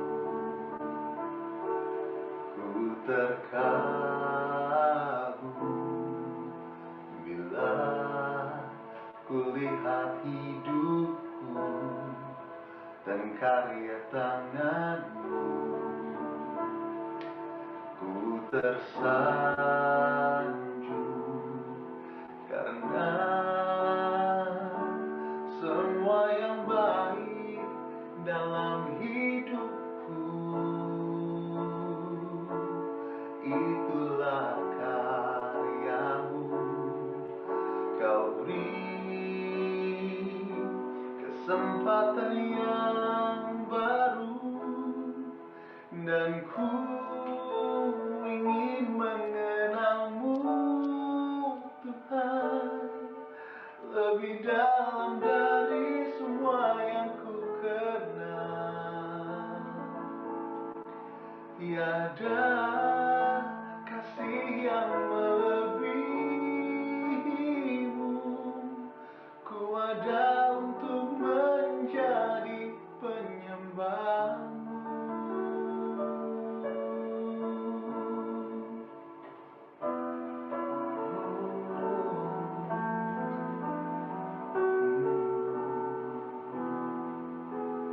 Bila ku buka mataku dan melihat wajahmu, ku terkaku. Bila ku lihat hidupku dan karya tanganmu, ku tersanjung karena semua yang baik dalam hidupku, itulah karyamu. Kau beri kesempatan yang baru, dan ku ingin mengenalmu, Tuhan, lebih dalam dari semua yang ku kenal. Tiada kasih yang melebihimu, ku ada untuk menjadi penyembahmu, dan ku ingin mengenalmu, Tuhan, lebih dalam dari semua yang ku kenal. Tiada kasih yang melebihimu, ku ada untuk menjadi penyembahmu, ku ada untuk menjadi, ku ada untuk menjadi, ku ada untuk menjadi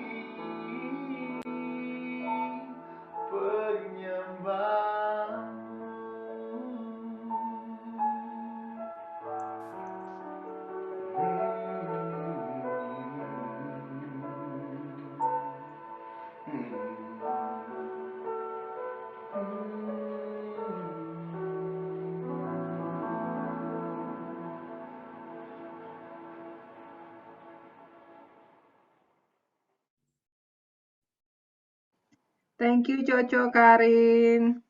Welcome back. Bagus, Terus- luar biasa. Itu tadi apa Romo yang bawain seminarnya itu lumayan berat sih sebenarnya, banyak banget informasi yang kita bisa digest gitu. Ini sekarang nggak ada yang mau sharing? Boleh ya kalau mau sharing soal pengalaman, apalagi kita di sini kan kalau saya sendiri sebagai keluarga muda mungkin lebih banyak bisa belajar dari om tante, koko cici yang anaknya udah lebih gede gitu. Kalau misalnya mau sharing boleh silakan sharing. Langsung unmute aja, boleh langsung sharing. Sharing atau tanya kan ya? Iya boleh. Iya. Ini sebenarnya sudah ada pertanyaan-pertanyaan yang udah masuk. Cuma aku mau kasih kesempatan dulu kalau mau ada yang mau sharing nggak apa-apa, sharing aja dulu gitu. Kalau nggak ada, nanti kita langsung masuk ke pertanyaan deh ya. Ini siapa yang punya slide-nya ya? Coco ya? Coco atau Aku. Koli yang punya pertanyaan boleh ditampilin.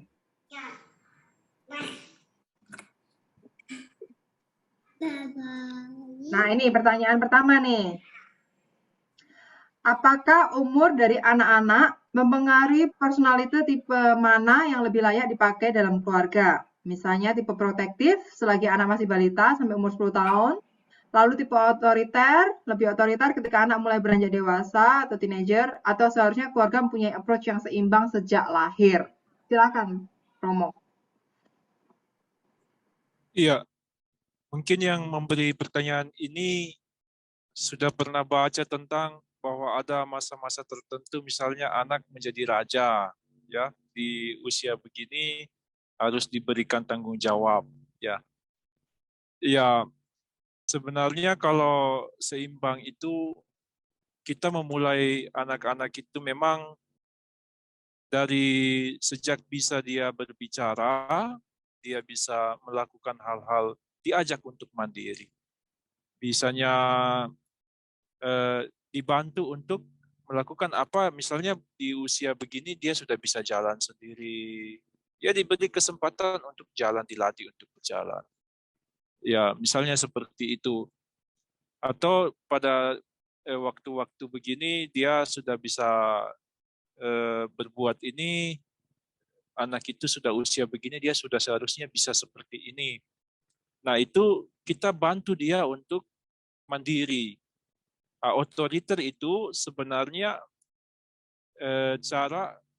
sebenarnya yang bagus itu menjadi otoritas. Kita punya otoritas untuk mendidik anak dengan baik. Tapi bagaimana mendidiknya itu tentu dengan semangat kehangatan keluarga, tapi juga diajak untuk dia bisa sendiri. Itu sebenarnya. Semakin dia mandiri, semakin juga baik, ya. Tapi kita tidak melepaskan, dari kecil kita tetap memberikan kehangatan. Perlu memberikan pelukan-pelukan yang perlu untuk anak-anak, ya. Biasanya kalau dari yang mandiri lupa kasih pelukan anaknya dari kecil itu. Ya mungkin usia-usia berapa dia masih peluk, nanti kalau sudah besar dia sudah nggak usah dipeluk lagi, udah besar. Padahal kadang-kadang dia masih membutuhkan pelukan di usia-usia 0 sampai 12 tahun. Ya, itu menurut saya ya. Ya biasanya juga memang ada perkembangan 0 sampai 12 tahun, anak-anak itu begitu perkembangan otaknya itu masih dibilang perkembangan otak kritisnya belum ada. Nanti 12 tahun dia sudah mulai melawan sedikit apa yang kita bilang, ya. Karena dia sudah mulai, otak kritisnya sudah mulai muncul. Tapi sekali lagi dari 0 sampai 12 tahun itu dia sebenarnya belajar dari cara kita, dari orang tuanya. Kalau dia lihat orang tuanya bisa bekerja dengan baik, tapi juga memberikan kehangatan, tanpa sadar juga nanti tidak terlalu banyak membangkang anaknya nanti 12 tahun itu. Dia merasa, wah ini keluarga saya ini lumayan ideal untuk apa belajar dari tempat lain misalnya. Itu yang bisa saya kasih kira-kira. Ini ada peserta namanya Malang nih, manggil Romo. Nah, apakah peserta yang bernama Malang ini mau menimpali, menanggapi?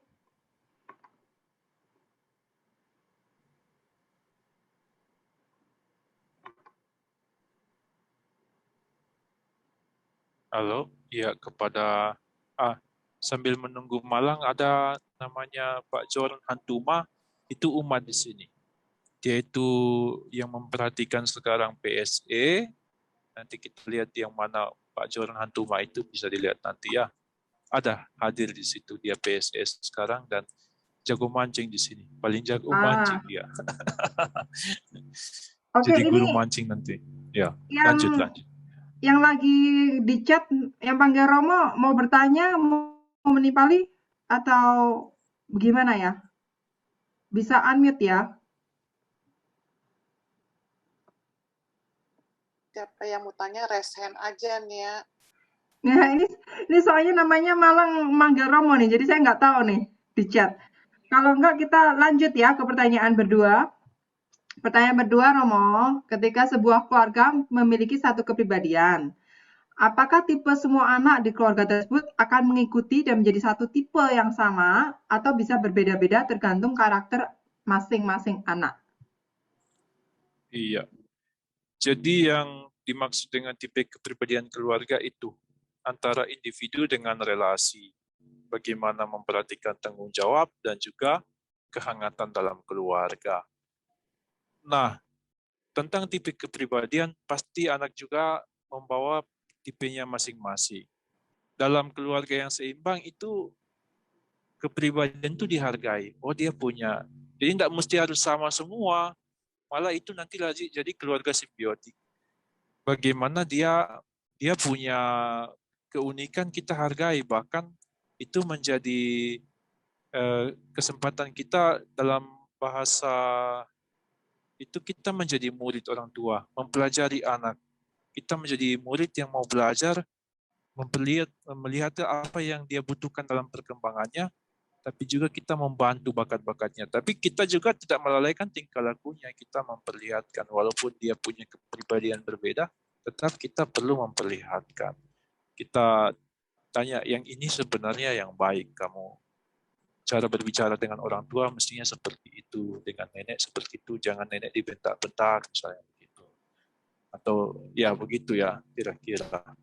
Jadi bisa jadi tipe pribadi, tipenya, dan itu yang saya bilang tadi dengan juga Ibu Julia tadi ya, bahwa anak itu juga dari kecilnya dia bisa punya dinamika, tipe bawaan. Bisa jadi dari keluarga kuasa dia anak yang menambah kehangatan sebenarnya. Tapi sekali lagi kalau dia masuk ke keluarga yang baru, di alam bawah sadarnya itu sudah dipenuhi cara menjadi orang tua yang dibawa dari tipe sebelumnya. Biasanya dia akan tanpa sadar mengikuti gaya kepemimpinan orang tuanya, prinsip-prinsip, kata-kata yang diulang-ulang oleh orang tuanya nanti tiba-tiba keluar juga ke anaknya. Begitu. Iya. Terima kasih.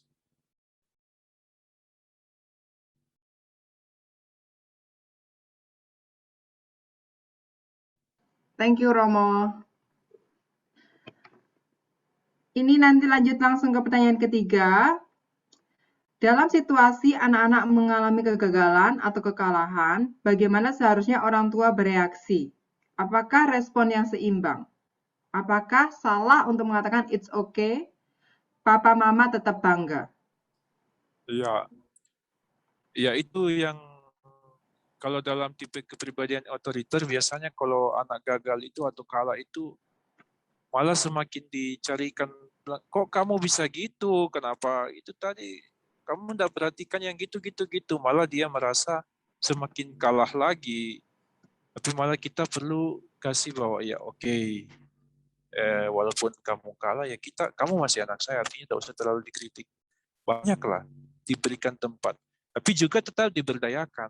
Kalau kamu mau coba lagi silakan nanti berikut kalau ada kesempatan berikut ya. Artinya terserah dia apakah dia masih, semoga dengan kita punya kehangatan dia merasa diterima, dia mencoba untuk nanti setelah itu diberikan cara bilang, oh kalau nanti berikut kamu mau ini perhatikan yang ini gitu, mau berhasil misalnya. Jadi tetap ditemani, didukung, tapi diterima juga. Itu yang seimbang ya, seperti itu. Iya. Iya. Yang nomor 4 ya. Atau lagi suara ya. Apakah ada batas waktu untuk mengubah personality tipe keluarga kita? Kalau kita menyadari bahwa kita terlalu otoriter atau terlalu protektif, apakah ketika sudah teenager ini sudah tergolong terlambat? Iya. Jadi bagi saya ya ada dari buku David Phil juga itu dikatakan kita harus meninggalkan yang disebut kekanak-kanakan lagi. Kita secara iman itu menjadi dewasa dan oke, sekarang saya sadar, oh saya selama ini terlalu kuat di kemandirian. Saya mungkin kurang memberikan pelukan. Ini waktunya maksudnya. Kapanpun itu sejauh saya menyadari saya bisa. Kalau misalnya sudah berpisah, apa yang saya masih buat sekarang saya bisa buat. Misalnya kalau saya terlalu otoriter dulu, saya telepon bilang, ya saya minta maaf mungkin dulu. Semoga kamu dengan anak-anakmu sehat-sehat sekarang, gitu ya. Mungkin dulu saya terlalu keras. Kita ciptakan kehangatan lagi. Atau ya demikian juga yang dari ekstrim sana, sekarang kita sudah tahu bahwa perlu anak-anak itu dilatih, dilepaskan, jangan terlalu dikekang. Saya ingat ada anak itu yang sampai dewasa itu orang tuanya masih terus kekang untuk buat ikut kegiatan itu, tetap dilarang juga, diproteksi begitu ya. Ada waktunya kita mulai, saya sadar, sudah waktunya saya melepas anak saya. Saya bisa membuat dia lebih mandiri. Ini sudah waktunya dia sudah kuliah atau dia sudah SMP atau SMA. Ini sudah waktunya seperti ini. Begitu. Semakin kita sadar, baru kita tidak ada kata terlambat lah. Artinya untuk, kalaupun dia juga sudah, misalnya kalau orang yang terlalu mencampuri urusan anaknya, saya sudah mengatakan, sudah, dia punya keluarga sendiri. Kadang-kadang saya harus mengalah, ya biarkan mereka punya prinsip-prinsip keluarga sendiri. Saya kurangi nasihat kepada mereka.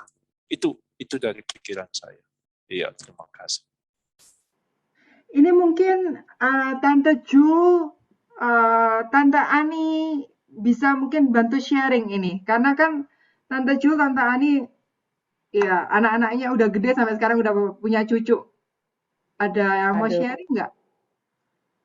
mau share apa ya? Sudah lansia, bukan zamannya jaga anak. Kan ini kan, siapa tahu mau share gitu. Setelah dengar dari pengajaran ini gitu, kira-kira Tante Ani lebih ke mana nih? Apakah lebih otoriter atau lebih protektif atau mungkin seimbang malah gitu? Saya rasa seimbang ya. Saya tidak Wah, keras, tidak juga lemah, tapi standar. Mengerti apa kebutuhan anak. Nah, Iya. sampai sekarang Iya. itu juga begitu. Mereka juga ada keinginan sering datang kalau weekend mau nginap. Cuma sekarang lockdown ya, jadi 3 bulan tidak ketemu Iya. mereka. Jadi ya caranya gimana ketemu cucu-cucu, kami adakan Zoom setiap weekend, sudah pasti hari Sabtu jam 1. Usahakan semua cucu dari mana-mana lah, dari Brisbane, dari New Zealand kumpul, ketemu oma lewat layar gitu.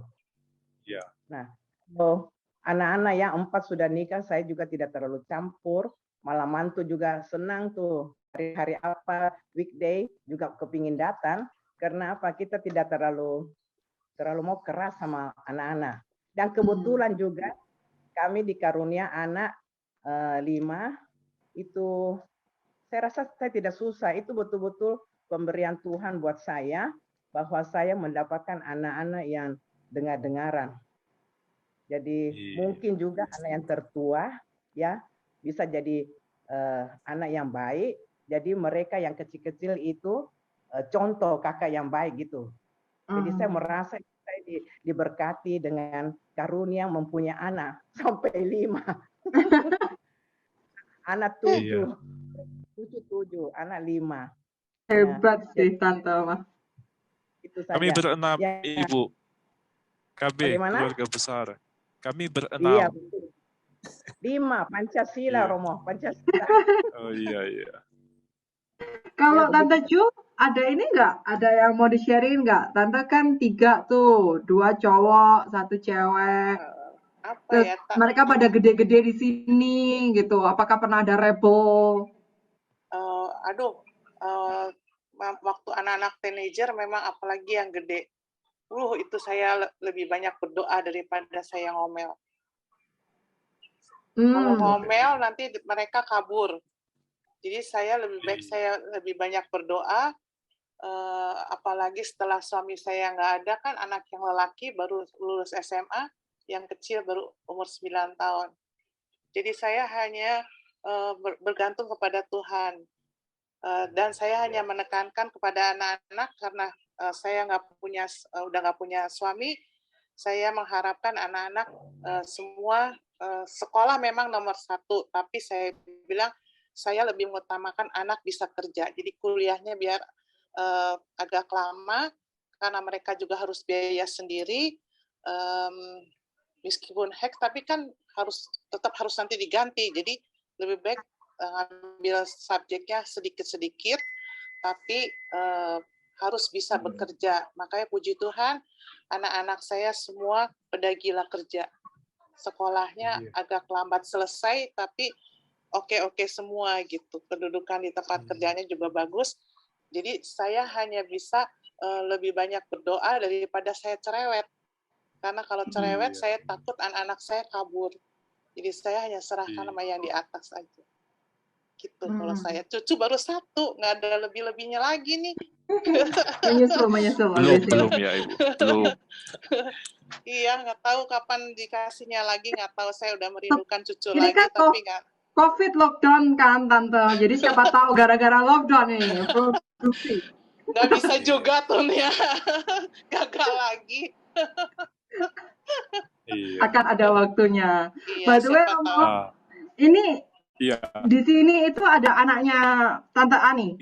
Juliet ini Oh, anaknya iya. Tante Ani. Mungkin Juliet bisa sharing-sharing dikit ini. Dulu waktu sama Mama, Papa gimana mereka. Terus akhirnya bisa pengaruh apa gitu sama Juliet ke anak-anak sekarang ini. Juliet. Juliet mungkin sibuk Iya. sama anaknya kali. Juliet. Iya. Wow. Juliet anaknya 3 ya Tante ya? Tante 3 ada atau 2 ya? anak Dua. saya Romeo. 2 ya Juliet ya. Barusan punya baby kalau nggak salah ya. 2 sudah mau 1 tahun. Ya. 2 Iya. dua Koboy. Dua-duanya Ya, itu Koboy. Tante ada Ani yang nama namanya- anaknya Juliet. Anak saya namanya Romeo. Ketemu dia nanti. Sepasang dong Romeo and Juliet. Iya.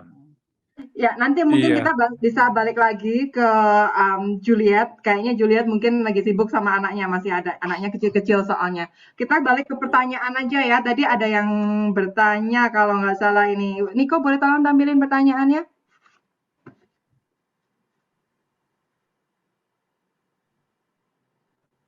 Nih, pertanyaannya nomor 5. Mengenai memberi berkat pada anak-anak. Kita sudah lakukan dari mereka sejak TK. Hingga saat ini mereka sudah usia 30-an. Apakah berkat itu kita teruskan sampai mereka menikah? Iya.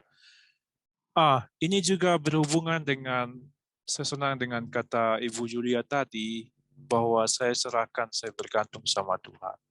Jadi, mengurus anak itu kadang-kadang memang kita lagi berpikir kapan waktunya dilepaskan, kapan dia harus mandiri, kapan kita harus, artinya membiarkan dia dengan teman-teman, kapan kita harus lindungi itu. Kadang-kadang ada dari orang tua itu belum, satu menahan, satu ya itu sudah waktunya dia harus mandiri. Maka memang itu tadi, kita memang dalam keluarga tidak boleh lepas dari doa. Karena yang memberikan perlindungan yang sejati itu Tuhan. Yang akan membantu dia berdaya itu Tuhan. Jadi kalau Yesus itu setiap kali peristiwa-peristiwa penting dalam hidup juga dia berdoa. Jadi misalnya mau melepas murid-murid dia berdoa. Atau dia sebelum berkarya di depan umum dia berdoa. Jadi kadang-kadang kita perlu mengajak juga anak-anak pentingnya untuk berdoa sama-sama. Supaya ya dilindungi dan juga diajak diberdayakan dalam hidup, dibantu selama masa pekerjaannya begitu. Jadi penting doa itu. Nah, berhubungan dengan nomor 5 ini, berkat itu penting ya. Ya dalam saya mengikuti juga kursus NLV dan beberapa kursus tentang pikiran itu, berkat dan kutuk itu betul-betul bisa berdaya. Artinya kalau kita mengutuki orang itu juga kadang-kadang kutukan itu terjadi, tapi nanti kita yang akan tanggung akibatnya begitu. Tapi kalau berkat, ya berkat itu bisa turun ke anak dan kita juga akan secara tidak sadar juga dalam pertanggungjawaban kita nanti, kita sudah berlaku betul. Sampai mereka nikah, perlu kita teruskan berkat itu, kadang-kadang duduk sama-sama. Kalau mereka membutuhkan, tapi usahakan kalau mereka dari kecil mungkin tanpa mereka butuhkan, datang mereka nanti itu. Bapak, Ibu, mau nanti. Atau ini anak cucu, tolong Bapak berkati ya seperti dulu-dulu sejak kecil buat dengan kami. Itu bisa terjadi. Artinya tidak dipaksakan, tapi kita tahu bahwa berkat itu penting. Kita berikan saja, kalau dia penolakan kita tidak marah, tapi kita tetap menggunakan berkat. Ya, itu menurut saya. Terima kasih. Thank you Romo. Ini kayaknya kok ada baca sih di mana ya? Aku nggak terlalu ingat ayat sih. Tapi emang doa dari ayah itu sebenarnya berkat dari ayah itu sangat sangat besar gitu. Kalau nggak salah di Sirak ya, Sirak 1. Iya. Ada lagi nih pertanyaannya yang nomor 6. Kalau kami orang tua baru sadar sekarang dan anak-anak sudah dewasa, gimana Romo? Gimana ini mau benerin ya nih? Tadi pertanyaan yang sama di atas, kalau kira-kira kapan waktunya, apakah kalau sudah tua ini kita sudah terlambat? Bagi saya tidak ada kata terlambat. Artinya kita sebagai orang tua, kalau saya sadar dulu saya berbuat begini, ada waktunya untuk mengatakan maaf. Tidak apa-apa kita mengatakan maaf kepada anak-anak, diajak bicara dengan hangat. Kalau misalnya saya mungkin terlalu keras dulu, saya bilang, ini saya minta maaf, saya mungkin agak keras, semoga ya diajak diciptakan kehangatan. Ya, semoga kamu nanti ini ke depan bisa baik-baik. Saya ingat ada satu sepupu saya, dia bapaknya itu katanya kalau dilihat saja matanya itu mereka tunduk semua. Nggak berani lihat, apalagi kalau sudah buat kesalahan. Tapi dia mengingat kisah waktu dia sudah dewasa, dilepaskan dari rumah itu, cuma satu dia lihat, dia bilang saya tidak bisa lagi menjaga kamu, tugas saya sudah selesai. Tapi itu sekarang saya serahkan kamu sama pertolongan Tuhan, Bunda Maria. Lalu rupanya dia menangis.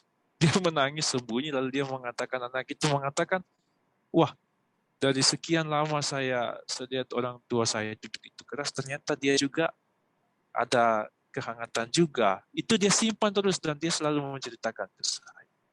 Artinya itu kita masih bisa. Kalau dewasa kita masih tunjukkan, kalau kita terlalu keras sama anak, kita bisa tunjukkan kehangatan.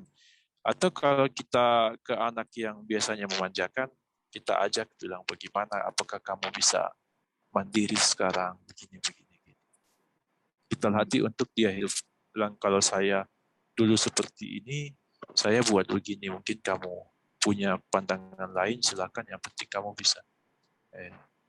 Jangan terlalu dicampurin. Kalau saya sudah sadar, anak saya sudah menikah kok saya terlalu campuri. Biasanya yang ribut itu kan mertua menantu. Tapi tidak semua ya, kadang ya. Kalau kita sudah sadar ya, dewasa juga tidak apa-apa, sadarlah. Kita dalam bahasanya Paulus itu kita meninggalkan masa kekanak-kanakan. Bukan anak yang kadang-kadang jadi kanak-kanak, kita yang dewasa yang masih kanak-kanak. Iya, itu menurut saya. Kalau Jadi kita tidak ada bisa, kata terlambat ya Romo ya? Iya. Kalau kita bisa di masa sekarang juga menunjukkan hal yang baik, anak-anak juga akan tetap ini. Dia akan pegang juga, oh ternyata bapak saya bisa berubah, misalnya begitu. Saya mungkin juga bisa berubah. Iya. Oke, ini sekarang kita kasih ini last questions ya, pertanyaan terakhir. Niko boleh tampilin, Niko. Ini pertanyaannya adalah tips untuk membimbing anak perempuan yang baru menginjak dewasa agar bisa terarah pertumbuhannya. Ini sebenarnya nggak cuma perempuan sih. Anak saya yang mulai teenager juga mulai, aduh, bikin pusing. Saya nggak ngerti harus ngapain dengan banyak perubahan karakter lah ya. Terima kasih, Romo. Iya. Ini memang sebagai orang yang tidak punya anak ini memang saya terbatas ya. Tapi dari segi yang saya kasih, bekali dengan dua hal itu. Supaya mereka bisa mandiri, tapi juga memperhatikan orang lain. Dalam hidup sosial itu dua itu yang penting. Bahwa mereka itu memperhatikan tugas dan tanggung jawab mereka dalam kehidupan bermasyarakat, sosial, menggereja, tapi juga diajak untuk menciptakan kehangatan, ya, menciptakan hal-hal yang artinya supaya mereka bisa baik-baik dengan orang, berbuat baik dengan orang, dan juga mandiri. Sekira dua itu yang paling penting sebagai orang dewasa. Tahu tanggung jawab, tapi juga memiliki sikap kasih. Itu saja dari saya.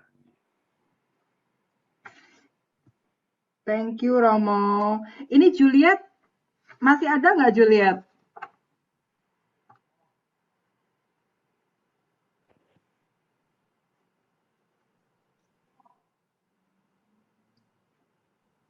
Oke, ya udah. Kalau begitu kita tutup saja ya. Aku pikir tadi kita bisa mungkin belajar dari Tante Ani bersama keluarganya gitu. Kebetulan ada Juliet di sini.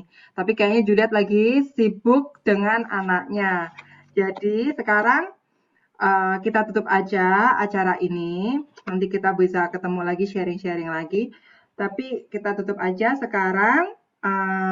Terima kasih Romo yang sudah membawakan acara seminar dan memandu acara pada malam hari ini.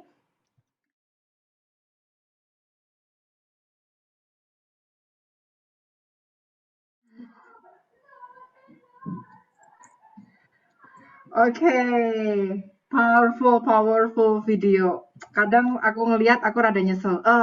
I should ya harusnya taruh itu ya mobile phone, lebih interaksi sama anak-anak. Kadang kita orang tua kan sibuk kerja, sibuk I don't know, doing our stuff basically and forgot about our kids.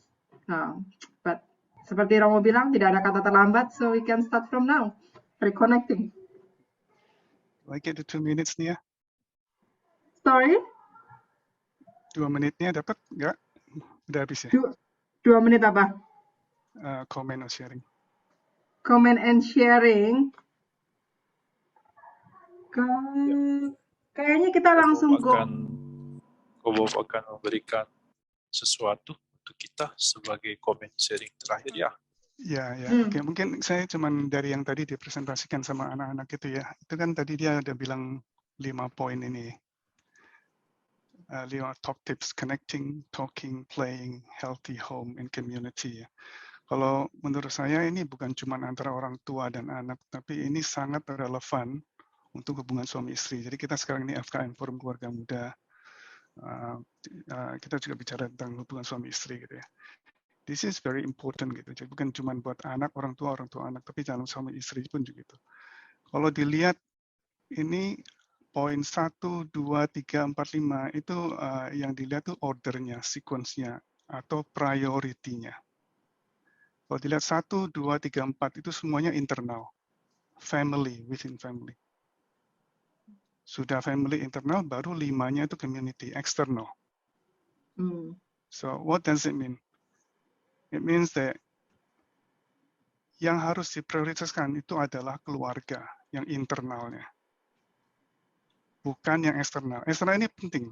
Ini bukan soal quantity ya, bukan quantity untuk jam. Jadi kalau kita udah makin grow up, dewasa atau gimana, mungkin waktu untuk community ini 80%, yang sisa ini 20%. But still the priority has to be the family.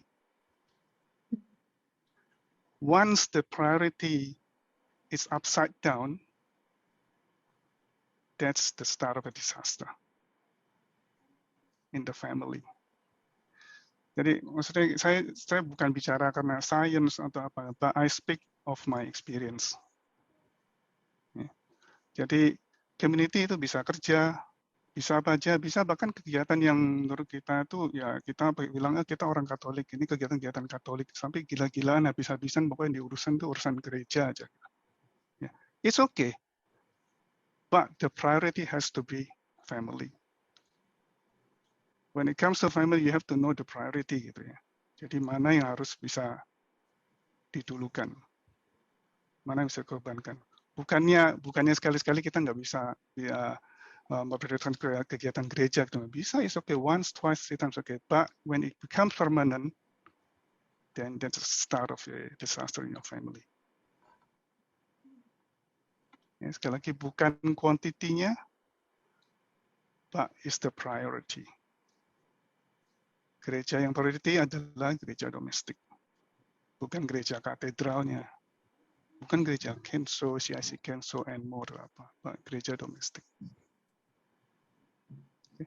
So sekali lagi saya bilang I speak from experience, So please pray for me and my family, as I will try to pray for you and your family too. Oh, thank you, Ko Bob. Thank you. Yeah. Very wonderful insight. Yeah, okay. Yeah. Oke. Kalau ada yang mau ngomong, nggak apa-apa sih, silakan. Tadi aku kelewatan nih video, padahal video penting. Thank you buat yang datang dari Sulawesi. Jadi siapa? Cilanglang ya? Sama si Ya, Kocon. Kocon. Kocon Hantuma. Nama Oke. panggilan sih. Oh itu, barusan dia ngomong thank you, terima kasih. Mungkin malu nggak unmute dia. Thank you ya. Jadi sekarang Romo boleh tolong acara kita tutup, tolong Romo bawa doa penutup.